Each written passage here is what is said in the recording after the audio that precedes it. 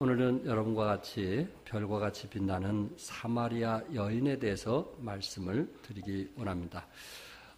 우리 시대를 가리켜 또한 그 전 시대,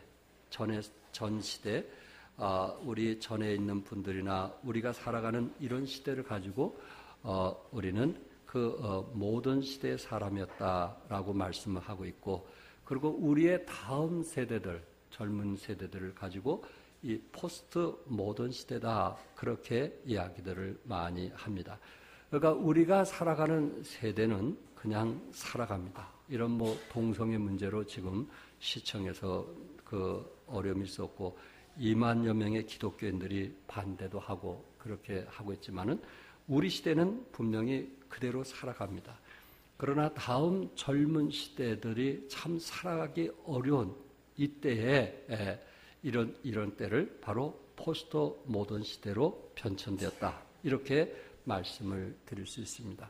그러면 저희 또래나 또 저희 선배들, 또 이런 사람들의 특성을 말한다면은 아마 합리적인 이성과 도덕적 보편성의 틀을 가지고 진보를 추구하던 시대다, 그렇게 말씀을 드릴 수 있다면은 우리 젊은이들, 포스트 모던 시대에 사는 젊은 사람들은 모던 시대에 반대하여 갑자기 이성과 도덕의 틀을 깨는, 윤리를 깨는, 성을 깨는, 성의 정결이라고 하는, 순결이라고 하는, 이제 이런 것이 사라지는 그런 시대에 살아가고 있기 때문에 참 부모들이 어느 때보다도 자식들을 참 돕는 것이 얼마나 어렵다 하는 것을 현실적으로 느끼면서 살아가는데, 그 이유가 뭐냐?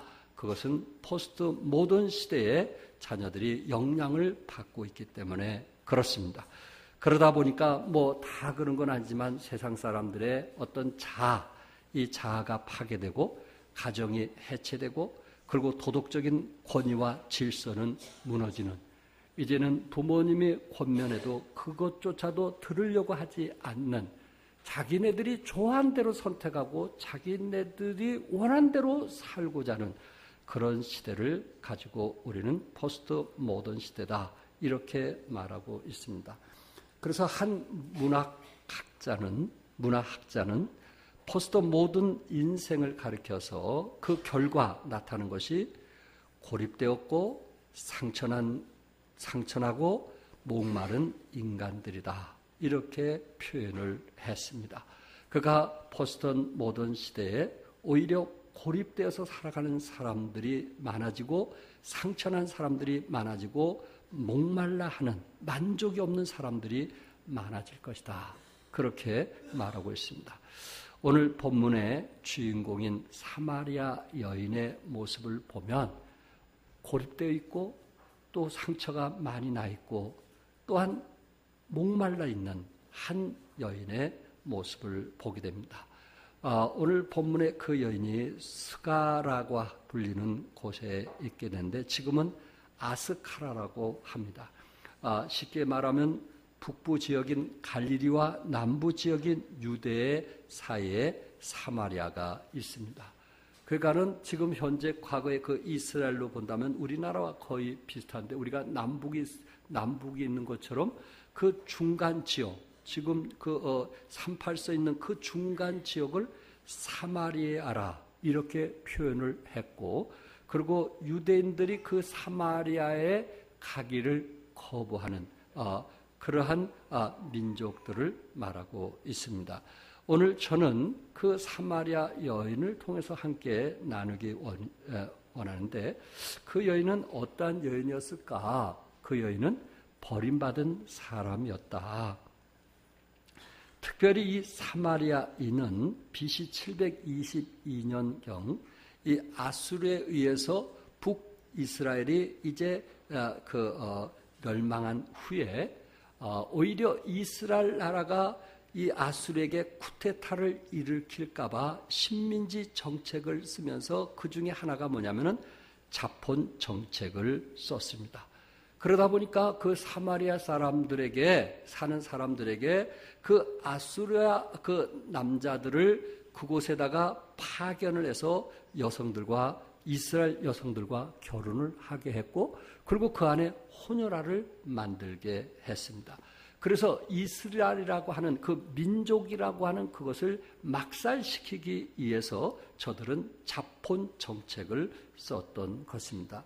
그러다 보니까 이스라엘의 그 중간 지역인 사마리아의 사람들이 혼혈아들이 많이 있게 되었고 그리고 유대인들은 선민이라는 하나님의 민족이라는 그리고 우리나라처럼 국제 결혼을 우리나라가 선호하지 않는 것처럼 유대인들은 국제 결혼 그 자체를 원치 않는 나라이기 때문에 이렇게 이방인들과 결혼하는 것은 그것은 바로 유대인들을 배반하는 것으로 생각을 했기 때문에 사마리아에 사는 사람들을 유대인들이 싫어하게 되었고 그리고 그들을 개처럼 취급을 했고 그리고 사회적으로 저들을 멸시하게 되었고 그리고 저들은 대부분 참 개인적으로 이런 나라에 대한 상처와 아픔을 가지고 살아가는 사람이었습니다. 그 중에 사마리아 사람 중에 이 사마리아 여인은 고립된 사람이었다. 왜냐하면 성경에 보니까 6절에 제6시에 물을 길러 운물가에 나왔다고 그랬거든요. 이스라엘 나라의 그 6시는 우리나라로 12시 정오를 말하고 있습니다. 그것도 그 이 사막지대 가장 더운 날 이 여인은 물을 기르러 야곱의 운물가로 가게 되었습니다. 그것도 10리나 걸어서 대부분 중동의 아프리카에 사는 사람들 이렇게 보면은 물을 기르기 위해서 그 중학생, 고등학생 그 또래 아이들이 아침에 가서 물을 기르면 오후쯤에 물을 길러서 오는 것을 TV에 종종 보게 되는데 바로 이 여인도 10리를 걸어서 야곱의 운물가에서 물을 기르러 오게 되었습니다. 여러분, 우리 이 중동에 또 이런 곳에 많이 파견해서 근무하신 우리 김원수 회장님 말씀을 들어보면은 12시부터 보통 1시나 2시까지는 백화점도 지금도 문을 닫는다고 그래요. 잠을 자는 시간이라는 거예요. 가장 더운 날에 중동에서는 지금도 절대 일을 안 한다고 그래요. 그러니까 이 여인은 모든 사람들이 이렇게 다니지 아니할 때 몰래 야곱의 운물가에 가서 물을 떠오려고 했던 고립된 한 여인의 모습을 보게 되는 것입니다. 우리나라도 현재 그렇지 않는가? 아파트에 살면서 옆집에 누가 사는 그것 자체도 알고 싶지도 않고 특별히 뭐 어린아이들이 같은 학교에 다니면 모를까, 유치원 다니면 모를까, 그렇지 않으면 서로 알려고 하지도 않고 아주 독립해서 편하게 살려고 하는 이런 시대에 우리가 살아가고 있습니다. 얼마 전에 이웃집에서 살해당한 쌍둥이 아기가 비닐에 쌓인 채 냉동고에 방치되어 몇 달을 지나도 알 수 없는 그런 시대에 살아가고 있다는 것입니다. 이웃이 문을 열지 않는 것은 우리가 이해한다고 할지라도 우리가 스스로 문을 닫고 살아가는 것은 한번 생각해 볼 필요가 있지 않겠는가. 지금 이웃들과 우리는 고립된 인생을 살고 있음을 이 여인을 통해서 보여주고 있습니다. 또한 이 사마리아 여인은 상처난 인생입니다. 이 세상을 살아가면서 누구도 상처에서 자유로울 수 있는 사람은 아무도 없습니다. 그러나 많은 사람들이 상처를 안고 살아가고 있더라 하는 것입니다. 그래서 이 상처난 사람들의 대표적인 특성이 뭐냐면 이웃을 믿지 못하고 이웃에 대해서 공격적인 사람이 되어버리는 것입니다. 공격적인 사람이 된다는 거예요. 예. 이 사마리아 여인은 어떻습니까? 예수님께서 물을 좀 달라고 했을 때 물을 준다고 하든지 줄 수 없다고 하든지 그렇게 얘기하면 될 건데 여기 9절에 뭐라고 했어요? 사마리아 여자가 이르되 당신은 유대인으로서 어찌하여 사마리아인 나에게 물을 달라 하나이까? 유대인들에게 늘 멸시당해온 사마리아인의 역사적인 상처가 이 여인의 말에 묻어나고 있음을 보게 되는 것입니다. 그러니까 유대인들은 그들이 이 사마리안 혼혈인이 되었다는 그 사실에 대해서 같은 유대인으로서 상처가 있고 아픔이 있고 오히려 유대인들이 자기에게 잘 대해주면 이상하게 대할 수밖에 없다는 것입니다. 심리학자들은 포스트 모던 시대에 상처받은 사람들에게 가장 많이 사용되는 단어가 뭐냐 했는데 그 가장 많이 미국에서도 가장 많이 사용되어지고 우리나라에서도 종종 이 단어가 사용되어지는데 상처받은 사람들에게 가장 사용되는 말이 뭐냐면은 나를 내버려 두세요. 나를 뭐 하세요? 내버려 두세요. 목사님, 나 내버려 두세요. 그냥 놔두세요. 내버려 두세요. 이게 상처받은 사람들의 특징적인 말이라는 것입니다. 요새 자녀들도 부모에게 나 내버려 두세요. 내 방에 들어오지 마세요. 그 상처를 자기 혼자 방에서 뭔가 해결하려고 하는 그런 시대에 우리가 살아가고 있다는 것입니다. 또한 사마리아인은 목마른 인생입니다. 예수님이 물길로 온 이 여인에게 물 좀 달라고 했습니다. 물 좀 달라고 했습니다. 그러면서 주님께서 그 여인에게 뭐라고 했냐면 내가 만일 하나님의 선물과 또 내게 물 좀 달라는 네가 누구인 줄 알았더라면 네가 그에게 구했을 것이요 그가 생수를 내게 주었으리라. 예수님은 이 여인이 정신적으로 영적으로 목마르는 것을 너무나 잘 알고 있었습니다. 그런데 목말라한 사람의 특징이 무엇인지 아시죠? 목말라한 사람의 특징은 애인을 바꾸기도 하고 파트너를 바꾸기도 하고 직업을 바꾸기도 하고 직장을 바꾸기도 하고 종교를 바꾸기도 하지만 결코 무엇이 없어요? 만족이 없어요. 만족이 없어요. 그 사람 인생 자체가 방황하는 사람이기 때문에 끝없이 목마르기 때문에 만족할 수 없는 그것이 우리 현 시대의 모습들이 아닌가. 여러분 신데렐라인 비운의 다이애나 비를 아시죠? 다이애나는 영국의 스펜서 백작의 셋째 딸로 태어났습니다. 그러나 심리학자들은 그렇게 예쁘게 그 아름다운 여인이 나이가 6살 때 어머니가 자녀를 버리고 돈 많은 사업가를 따라 나설 때부터 그녀의 목마름은 시작되었다. 만족하지 못하는 6살 때 어머니가 그를 버리고 간 그 상처가 치유되지 않는 속에서 만족할 수가 없었다 하는 이야기를 하는 것입니다. 부모에게 버림받은 분노와 상처는 다이애나를 어떤 것이라도 그 목마름을 채울 수가 없었던 것입니다.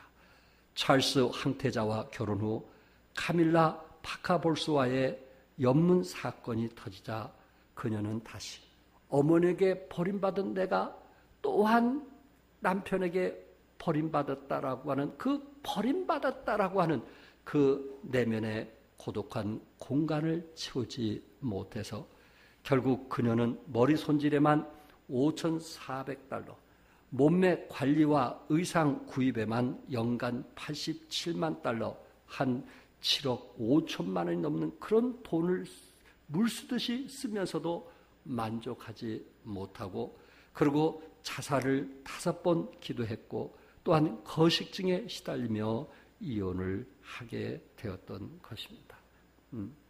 남편 외도에 보복하듯이 다른 남자들과 교제를 계속을 했고 그리고 그는 자신의 수많은 재물 또 왕세자비라는 명예, 영국 왕실의 권력 이 모든 것이 그녀를 만족하게 하거나 행복하게 할 수 없는 결국 자동차 사고로 사망하고 말았던 것입니다.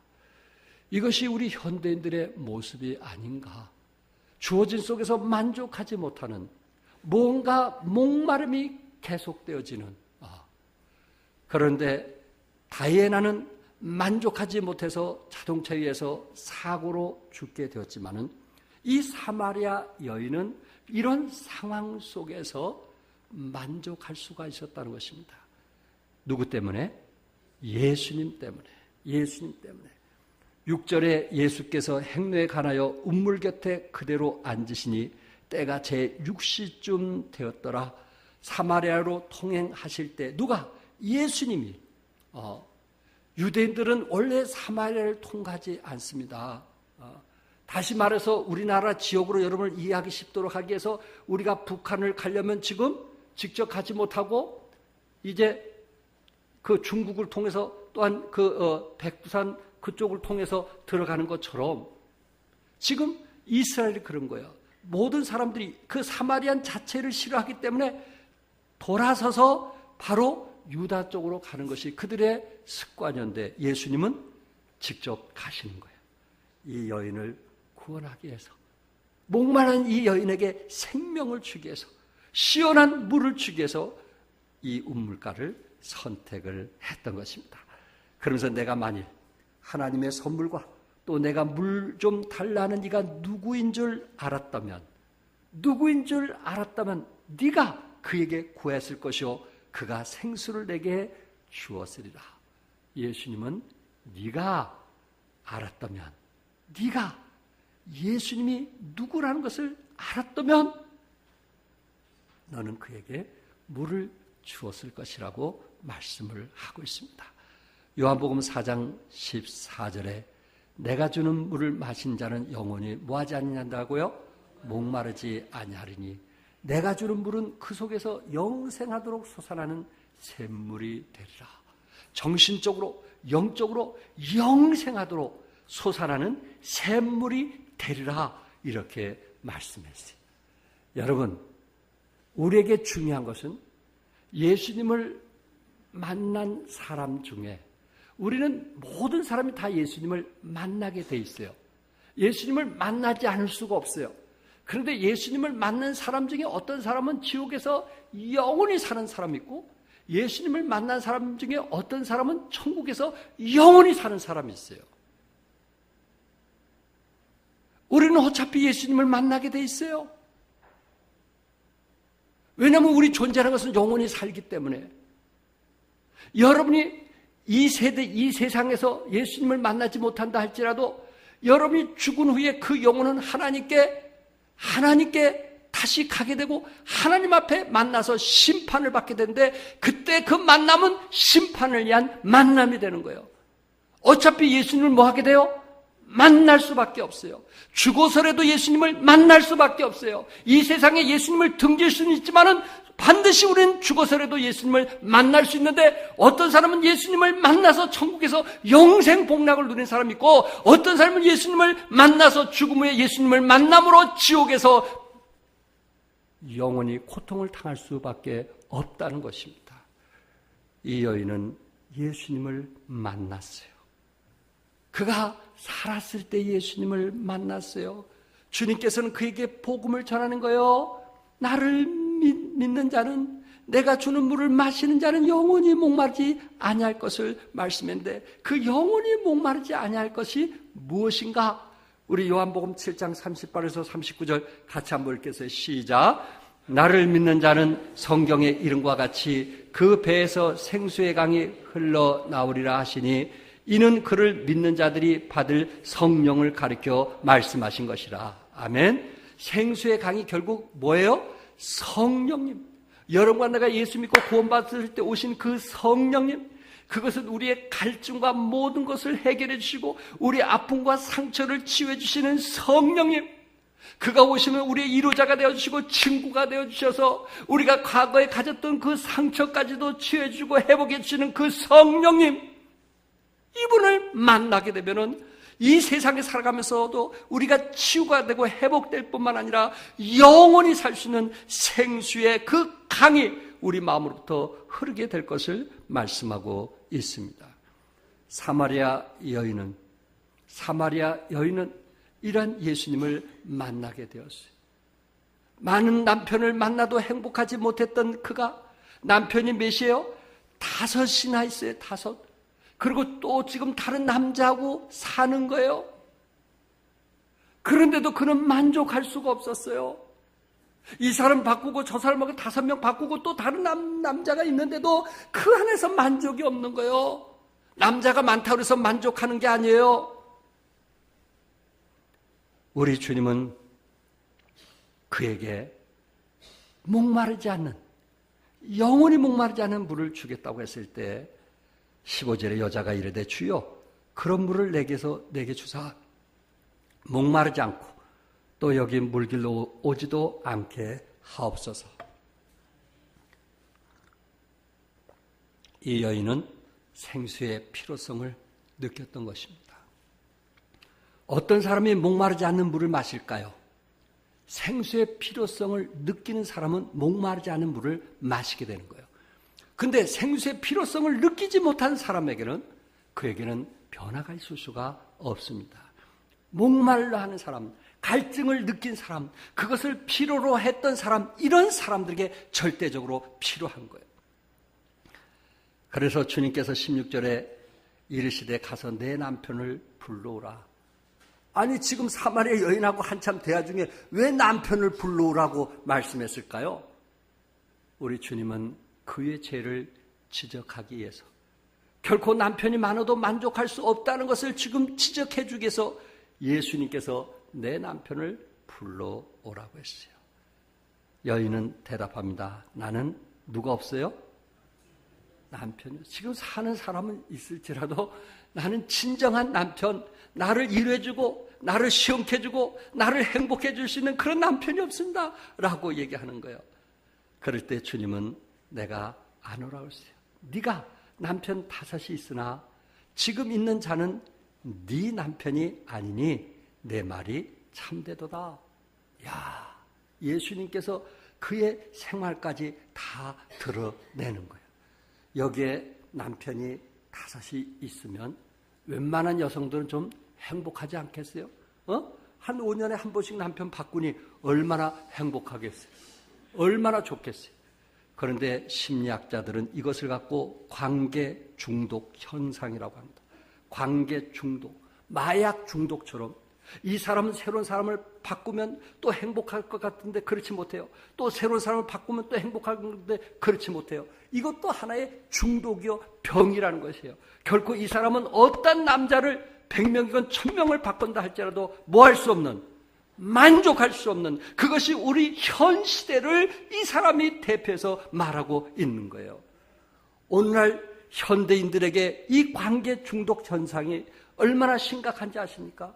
이런 것들 때문에 남편들이 외도하고 비정상적인 남녀 관계를 갖고 원조 교제하고 스토킹하고 인터넷에 게임을 하고 그런 관계 중독에 만족하지 못하는 그런 현상들을 우리 주위에서 많이 보게 됩니다. 아마 사마리아 이 여인은 아름다웠을 것 같아요. 그가 남편 5이 덤벼들었겠죠. 얼마나 아름다우면 그랬을까? 예. 여러분, 엘자베스 테일러와 같이 8번을 결혼한 대단한 여자도 있어요. 돈 많은 사람들만 이 여자에게 같이 산 사람 아니에요. 여러분들이 잘 아는 영화배우 김지미 씨도 4번씩이나 남자가 바뀌었어요. 제가 개인적인 사정은 잘 모릅니다. 그거를 얘기하려고 하는 거예요. 아니에요. 그러나 바꿔도 만족할 수 없다는 것을 제가 여기서 말씀을 드리려고 하는 거예요. 이 사마리아 여인은 5번이나 남자를 바꿔서도 그는 목이 말랐어요. 만족할 수가 없었어요. 그러니까 여러분, 내가 이 땅에서 무엇을 가지면 행복할 것 같지만 그것을 가져도 행복하지 못하는 것은 결국은 우리의 인생의, 우리의 연약함의 모습을 말하고 있는 것입니다. 사람이 한 번 사별이나 이혼을 한 경우 정상적으로 회복되는 데는 3년이 걸린다고 합니다. 그러나 이 여인은 상실의 상처가 채 아물기도 전에 상처가 터지고 곪고 다시 터지는 과정으로 치유하기 힘든 고질병인 관계 중독증을 갖게 되었어요. 목마른 것. 이것은 누구를 통해서? 성령님을 통하지 않고는 치료가 될 수 없는, 아멘. 성령님을 통하지 않고는 해결될 수 없는, 이것은 예수님을 만나야만 되는, 십자가에서 예수님을 만나야만 되는, 그래서 이 사람이 참되게 변화가 되지 않는 한 결코 이 사람은 습관적인 병을 가지고 살아갈 수밖에 없는 것입니다. 사마리아 여는 자기의 죄를 깨닫게 해주고 지적해줬던 그에게 19절에 뭐라고 했어요? 주여, 내가 보니 무엇이로다? 선지자로소이다. 나를 어떻게 그렇게 잘 아십니까? 내 죄를 어떻게 그렇게 잘 아십니까? 자신의 죄를 고백하는 거예요. 25절에 여자가 이르되 메시아 곧 그리스도라 하는 이가 오실 줄을 내가 아노니 그가 오시면 모든 것을 우리에게 알려주시리라. 사마리아인들도 유대인들이기 때문에 저들은 구약에서 말하고 있는 메시아가 올 때 우리에게 자유함을 주시고 해방을 줄 것이라고 눈이 들어왔습니다. 그 메시아 그리스도 그가 오시기를 우리는 기다리고 있습니다 라고 했을 때 예수님은 네가 말하는 내가 그다 이렇게 말씀하는 거예요. 네가 말하는 내가 그다. 이 여인은 그렇게 기다렸던 구세주, 그렇게 기다렸던 메시아, 그렇게 기다렸던 그리스도를 우물가에서 만나게 된 거예요. 그의 인생은 바뀌기 시작한 것입니다. 여러분, 내가 예수 믿고 구원받게 됐을 때 그 감격, 그 감동, 그것은 어떻게 말로 표현할 수 없었던 것처럼 바로 이 여인이 예수 만난 순간 놀라운 변화가 되었고 그동안 고립되었고 상처가 났고 그 목말랐던 모든 것이 해결되는 아름다운 모습들을 보게 됩니다. 특별히 이 여인이 그렇게 변화가 되고 나서 28절, 29절에 보면 여자가 물동이를 버려두고 동네로 들어가서 사람들에게 이르되 내가 행한 모든 일을 내게 말한 한 사람을 와서 보라. 이는 그리스도가 아니냐. 이 여인은 물동이를 버려두고 가서 복음을 전하는 놀라운 변화를 보게 됩니다. 사마리아 여인은 자기에게 물을 달라고 청하신 이가 누구인 줄 알게 되었어요? 그리스도, 구세주, 메시아인 것, 그동안 기다렸던 메시아인 것을 알게 되었을 때 물동이까지 버려들고 마을에 쫓아가서 복음을 전하는, 그에게 당장 필요한 것은 물인데 정신적으로 영적인 그 기갈이 해결되니까 그는 그것이 중요한 것이 아님을 알고 물동이를 던져버리고 10리나 쫓아가서 자기 동네 가서 복음을 전하는, 예수를 믿으시오. 이가 내 죄에 대해서 너무나 잘 알고 있는 사람입니다.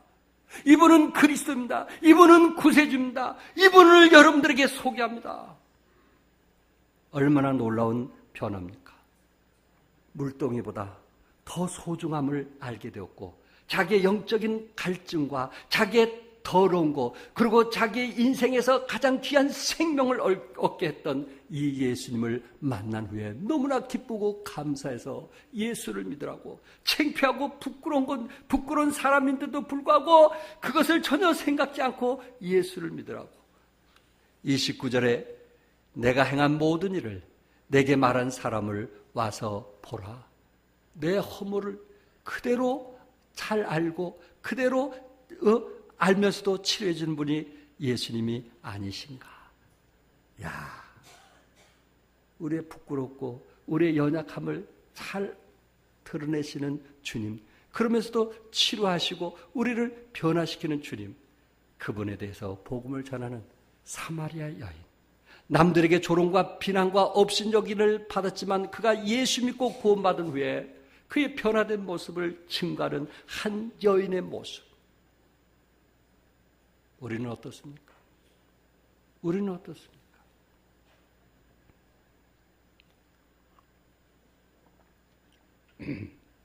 최근에 나온 책 중에 박영철 목사님이 쓴 구멍난 복음을 키워라 하는 책을 보았습니다.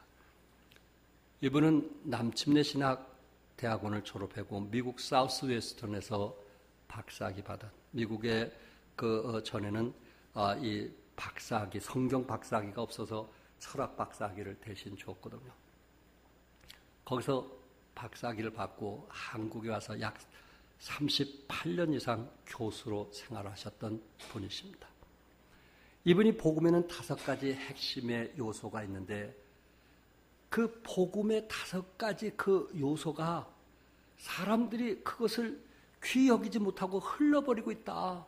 이 복음의 귀한 것을 흘러버리고 있다 하는 것을 얘기했어요.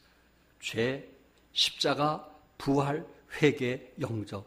이 중요한 5가지를 너무 흘러버리고 있다. 예수 믿고 구원받은 이것만 중요하다고 생각하다 보니까 이것을 흘러버리고 있다 하면서 그 5가지를 글로 쓰신 분입니다. 그 중에 한 가지만 여러분에게 말씀을 드리고 싶은데, 이분이 그 영접할 때 여러분과 내가 예수님을 구주로, 구세주로 믿을 때 우리는 구원을 받게 됩니다. 그런데 이분이 성경을 연구해 보니까 구주, 구세주는 24회를 기록했고, 그리고 주님이라는 단어는 422회를 기록을 했다는 거예요.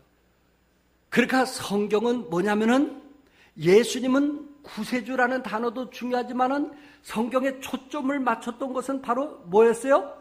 주님이었다, 주님. 우리 주에 많은 사람이 예수님을 구세주라는 그 단어로 만족하면서 살아간 사람들이 너무 많다. 그러나 하나 이 복음을 통해서 우리가 잊어버리고 있는 것이 있는데 그것이 뭐냐? 우리는 복음을 통해서 예수님을 나에게 구세주로 영접하는 것도 중요하지만 그분이 내 삶에 뭐가 돼야 된다? 주가 돼야 된다. 이게 주제권인데 주님이 돼야 된다. 이것을 잊어버리고 있다. 예수님이 나의 주님이라는 것을 인정할 때 우리는 부활한 능력과 힘을 가지면서 살아갈 수 있고 우리 가정에 변화가 일어나게 되고 우리 인생의 거룩한 삶을 살고자 하는 그러한 추구하는 마음을 갖게 되는데 많은 사람이 같은 복음 안에서 구세주라는 사실은 인정하고 구세주라는 사실은 믿지만은 그분이 나의 삶의 주인이요 주님이라는 사실은 믿지 않는다.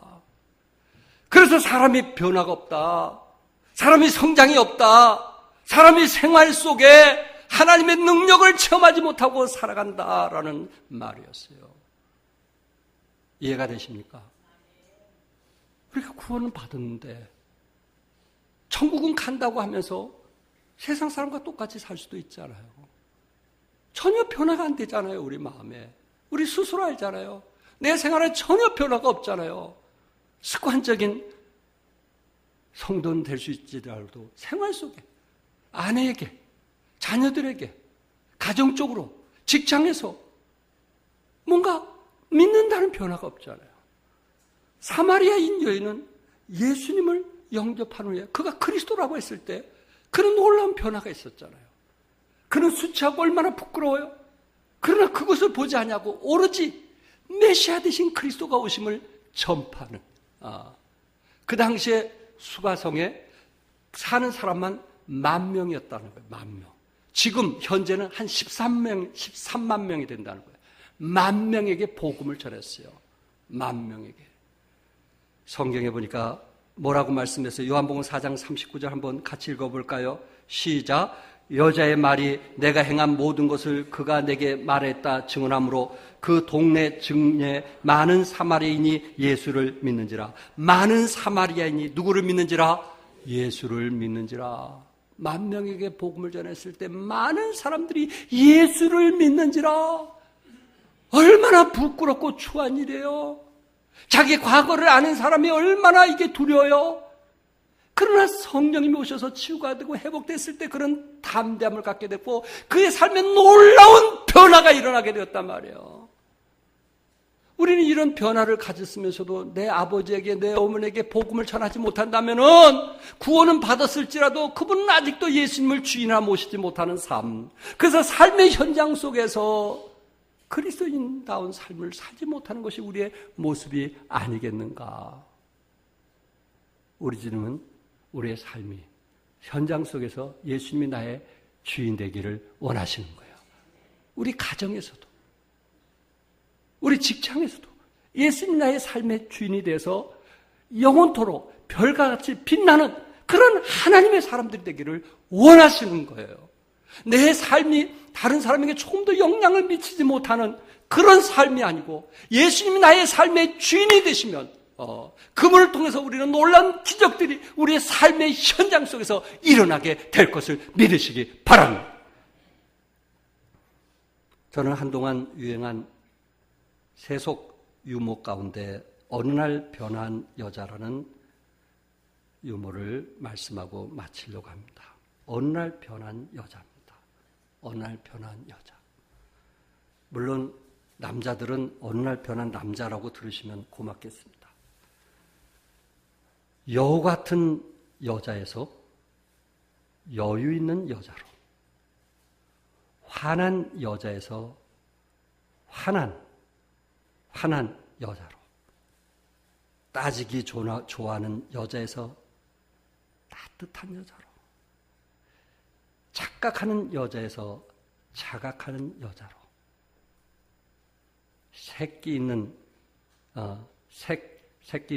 여자에서 색깔 있는 여자로, 밝히는 여자에서 밝은 여자로, 남들에게 애 먹이는 여자에서 남들 때문에 애 태우는 여자로, 답답한 여자에서 답을 하는 여자로, 빛이 많던 여자에서 빛을 발하는 여자로, 우리도 사마리아 여인처럼 예수님 만나 고립되고 상처나며 목마름이 해결되시기를 주님의 이름으로 축복합니다. 기도하겠습니다.